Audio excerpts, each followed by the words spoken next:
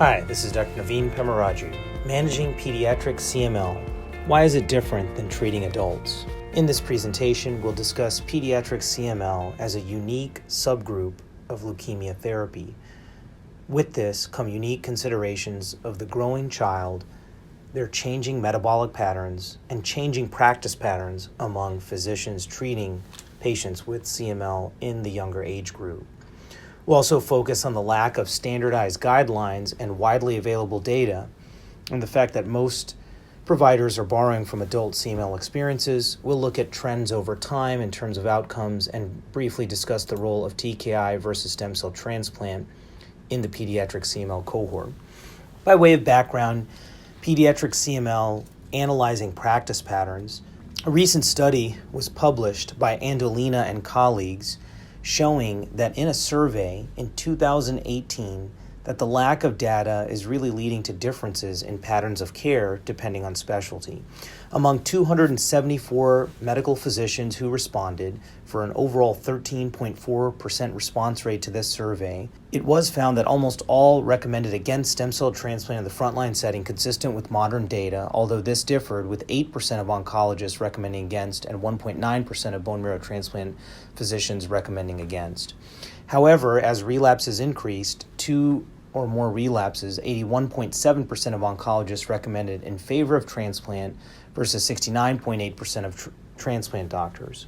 In terms of the real-world management for patients in the pediatric CML group, a study conducted by Giona and colleagues published this year, 2018, showed that among 34 patients in the pediatric and AYA groups treated at specialty hospitals in Italy, the analysis again puts forward that patients who have a good response to TKI upfront, including imatinib, were still being put forward to stem cell transplant, again representing the lack of universally available guidelines and instructions among specialists and experts in the field of how to treat the disease uniformly.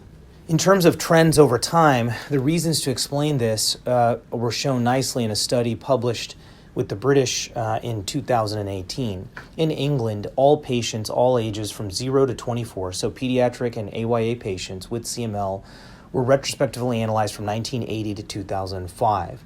The proportion of patients that were considered quote-unquote cured increased significantly from 1980 to 2005, from a remarkable 10% all the way up to 80% as CML was recognized and treated before it achieved an acute leukemic status. The authors attributed these dramatic improvements to two major approaches in the field. One was the development and advent of allogeneic stem cell transplant, the understanding of how to use it, and the decrease of graft versus host disease and other side effects.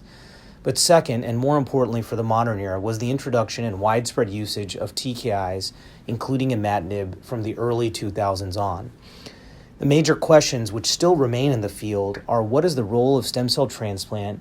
What is the timing of this, given that in the adult CML setting, stem cell transplant is largely used in only the most refractory of cases and therefore not used very frequently at all? In terms of differing approaches, why are pediatric CML patients so different from adults? Well, the median age of CML in adult series is closer to late 60s, early 70s, and CML only makes up 3% of all pediatric leukemia cases.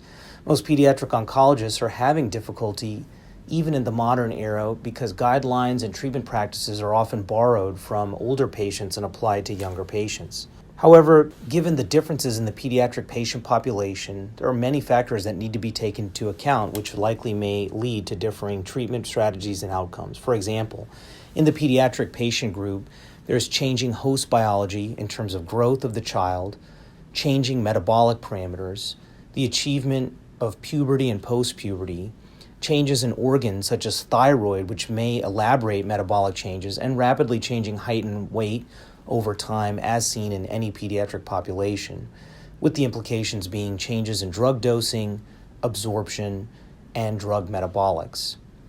Secondly, differences in the clinical presentation at baseline for the younger patient with CML have been shown in multiple series worldwide, including larger spleen size at diagnosis and often a higher white blood cell count. Furthermore, adult prognostic scoring systems developed in older adults for CML do not always apply to pediatric patients and may not be helpful. The role of stem cell transplant and importantly, the post-stem cell transplant side effect GVHT program may greatly affect the pediatric and adolescent young adult patient. And finally, the side effect profile of the TKI therapies themselves post-transplant may be different in each age category, especially vis-a-vis routine health administrative items such as administration of health vaccines.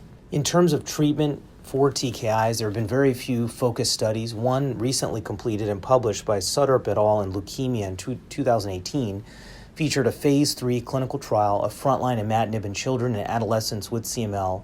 This was a phase 3 study comprising of 156 patients ages 1.3 years to 18 years. Overall, this showed an event-free survival rate at 18 months in CML chronic phase patients of 97%, with 86% of patients achieving a complete cytogenetic remission by 3 years. Indeed, there were still patients who had imatinib failure, 27% of such patients, which included both lack of response, suboptimal response, and intolerance. Finally, still 19% of patients did go to stem cell transplant. So, in summary, this large focused phase 3 study of pediatric and AYA patients revealed that first-line TKI continues to be the most effective therapy, and there is still a role for stem cell transplant, which is much more commonly used in the pediatric setting as compared to the adult. Finally, one last study in the second-line therapy was just recently completed and published in 2018 by Kurosawa and colleagues, showing sequential treatment with second-generation TKI. In this study, among 152 patients, with 46 patients noted to have a transplant before the advent of nilotinib and dasatinib, the so-called second-generation TKIs, the remaining patients were evaluated for reason for change. The most common change of the TKI was due to lack of response to Gleevec or imatinib, followed by imatinib intolerance, with the most common reason here being musculoskeletal side effects. 16 patients were treated with nilotinib. An additional 15 were treated with dasatinib. Once patients were switched to the second-generation TKI, responses increased to 63% of evaluable patients. And the take-home message from this paper was that the first major series in pediatric and AYA CML focusing on sequential therapy of TKIs showed that it is feasible and effective to administer nilotinib or dasatinib after imatinib suboptimal response or failure in pediatric patients with CML. In summary, the treatment and management of pediatric CML has encountered difficulty both on the provider end and at the level of patient care in terms of standardized treatment due to lack of pediatric-specific datasets, lack of guidelines, and reliance on adult CML guidelines. Furthermore, one of the major questions that remains in the field is what is the appropriate role and timing of stem cell transplant, which will require future research. Longer-term follow-up, including frontline TKI approach, has now been confirmed by multiple studies showing the safety and feasibility and efficacy in the pediatric-specific population. And finally, sequential TKI datasets are starting to emerge, demonstrating not only the safety but the feasibility of switching to second-generation TKI after frontline TKI failure, as we have been doing in our adult CML patient population.